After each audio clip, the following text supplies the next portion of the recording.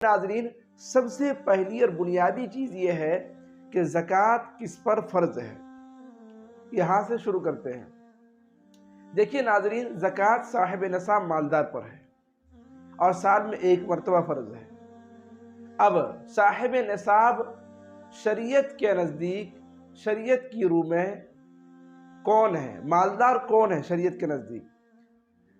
تو آپ کو یہ معلوم ہونا چاہیے کہ شریعت میں مالدار وہ ہے جس کے پاس 52.5 تولہ چاندی یا اس کی مالیت، یا اسی طریقے سے 7.5 تولہ سونا یا اس کی مالیت، یا اسی طریقے سے 52.5 تولہ چاندی کی مالیت کے بقدر مال تجارت، مال بزنس، یا اسی طریقے سے کیش اماؤنٹ، یہ ساری چیزیں اگر ہے تو اس شخص پر زکوٰۃ فرض ہے۔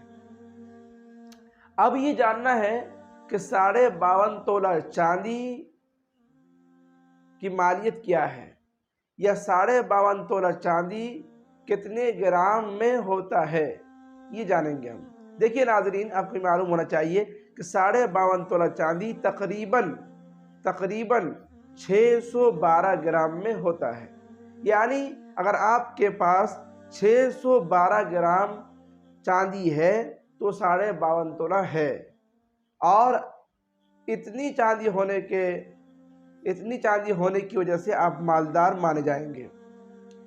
البتہ آپ دیکھ سکتے ہیں، نیٹ میں سرچ کر سکتے ہیں کہ 612 گرام ہوتا ہے یا کتنا ہوتا ہے، 612 گرام میں کتنے تولے ہوتے ہیں، یہ ساری چیزیں آپ دیکھ سکتے ہیں، لیکن مجھے اندازہ جہاں تک ہے کہ 612 گرام ہی ہوا کرتا ہے۔ دوسری بات ہے 7.5 تولہ سونا۔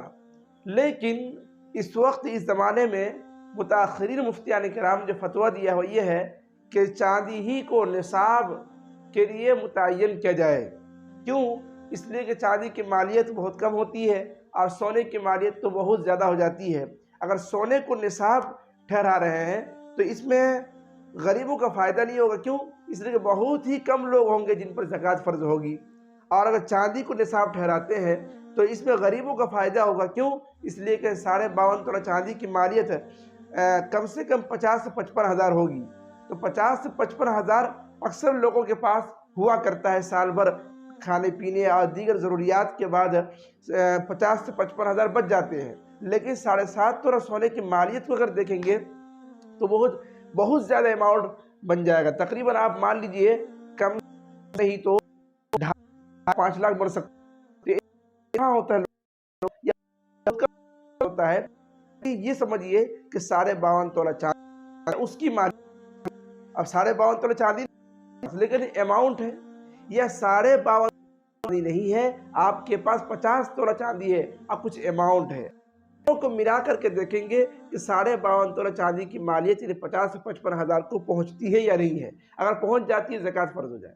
اسی طریقے سے آپ کے پاس مال تجارت ہے، بزنس کا مال ہے، کپڑا ہے یا لوہا ہے، کچھ بھی ہے جو آپ نے تجارت کے لیے، بیچنے کے لیے آپ نے وہ چیز لی ہے، اب وہ تقریباً آپ کے پاس 25 سے 30 ہزار کے ہیں اور آپ کے پاس ادھر چاندی بھی ہے، تو دونوں کو ملا کر دیکھا جائے گا کہ دونوں مل کر کے 50 سے 55 ہزار کو پہنچتے ہیں یا نہیں۔ اگر پہنچ جاتے ہیں تو آپ پر زکوٰۃ فرض ہے۔ بس سمجھ میں آئی؟ یا اسی طریقے سے آپ کے پاس تھوڑا بہت سونا ہے، مان لیجئے آدھا تولہ ہے، اور آپ کے پاس چاندی ہے، دونوں کو ملا کر دیکھتے ہیں تو 50 سے 55 ہزار بن جاتے ہیں۔ تو اگر اس طرح بن جائے تو آپ پر زکوٰۃ فرض ہو جائے گی۔ کل ملا کر کے بات یہ ہے، سونا، چاندی یا اسی طریقے سے بزنس کا مال یا اسی طریقے سے اماؤنٹ سب ملا کر کے اگر سال بھر کھانے پینے کے بعد 1 سال گزر گیا اور اس کے بعد آپ کے پاس 50 سے 55 ہزار روپے ہے تو آپ پر زکوٰۃ کیا ہے؟ فرض ہے۔ بات سمجھ میں آئی؟ ایسے بہت سارے لوگ ہیں، پچھلے رمضان میں ان کے پاس 50 سے 55 ہزار تھا اور ابھی بھی ان کے پاس ہے، بیچ میں اگرچہ غائب ہو گیا ہو، بیچ میں اگر غائب ہو جاتا ہے تو اس کے کوئی اعتبار نہیں ہے۔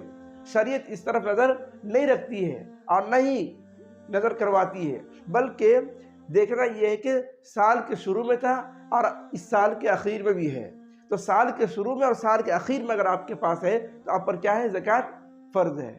بات سمجھ میں آئی؟ تو آپ یاد رکھیے وہ شخص جس کے پاس سال بھر گزرنے کے بعد ساری ضروریات پوری کرنے کے بعد اگر 50 سے 55 ہزار بچ جاتے ہیں یا 50 سے 55 ہزار کی چاندی ہے تو اس پر کیا ہے؟ زکوٰۃ فرض ہے۔ یا 50 سے 55 ہزار اماؤنٹ نہیں ہے، یا اس کے پاس 50 سے 55 ہزار کی چاندی نہیں ہے، یا اور کچھ نہیں ہے، لیکن ان کے پاس سامان تجارت ہے، بزنس کا مال ہے، دکان میں لوہا پڑا ہوا ہے، یا دکان میں کپڑے پڑے ہوئے ہیں، یا دکان میں راشن پڑے ہوئے ہیں، تو ان پر بھی زکوٰۃ فرض ہے۔ بس سمجھ میں آئی؟ تو میں یہ آپ کو کہہ رہا تھا اصل میں 50 سے 55 ہزار یہ نصاب ہے، زکوٰۃ کے فرض ہونے کی یہ وجہ ہے۔ البتہ کتنی چیزوں میں زکوٰۃ فرض ہے اس کو آپ یاد رکھیں۔ نمبر 1 چاندی کا ہونا یا سونا کا ہونا، نمبر 2 اسی طریقے سے بزنس کا مال ہونا، نمبر 3 مال کا ہونا یعنی اماؤنٹ کا ہونا، رقم کا ہونا، نمبر 4 میں آپ مان لیجیے یہ بزنس میں ہی آتا ہے، لیکن میں اس کو اور کہتا ہوں، آپ نے کوئی مکان خریدا ہے بیچنے کی نیت سے، یا آپ نے کوئی زمین خریدی ہے بیچنے کی نیت سے، تو وہ بھی کیا سامان تجارت ہے، اس پر بھی زکوٰۃ فرض ہے۔ ہاں البتہ آپ نے کوئی مکان خریدا یا آپ نے کوئی زمین خریدی اور آپ نے بیچنے کی نیت سے وہ زمین نہیں خریدی ہے یا وہ مکان آپ نے نہیں خریدا ہے تو اس پر زکوٰۃ فرض نہیں ہے۔ یا اسی طریقے سے آپ نے زمین خریدی بیچنے کی نیت سے نہیں، رہنے کی نیت سے، کیونکہ بعد میں نیت ہوگی بیچنے کی تو اب اس پر زکوٰۃ نہیں ہوگی، یا نہ ہی اس زمین پر زمین کی رقم کی زکوٰۃ نکالی جائے گی۔ یا آپ نے کوئی گھر خریدا رہنے کے لیے لیکن بعد میں نیت ہو جاتی بیچنے کی تو اس پر بھی زکوٰۃ نہیں ہے۔ یا اسی طریقے سے آپ کے پاس موٹر سائیکل ہے یا 4 ویلر ہے، اپنی سواری کے لیے ہے نا، آپ نے اپنی سواری کے لیے وہ رکھی ہے، سوار ہونے کے لیے رکھی ہے، آپ کی وہ سواری ہے، اس پر بھی زکوٰۃ فرض نہیں ہے۔ ہاں ہر وہ سامان جس کو آپ نے بیچنے کے لیے سے خریدی ہے وہ بزنس کا مال ہے، یعنی جو سامان بزنس کا ہے اس پر زکوٰۃ فرض ہے، جو سامان اپنے پرسنل یوز کے لیے ہوگا اس پر زکوٰۃ فرض نہیں ہوگی۔ اس پر اور بھی ڈھیر ساری باتیں انشاءاللہ میں آئندہ ویڈیوز میں بیان کروں گا۔ السلام علیکم ورحمۃ اللہ۔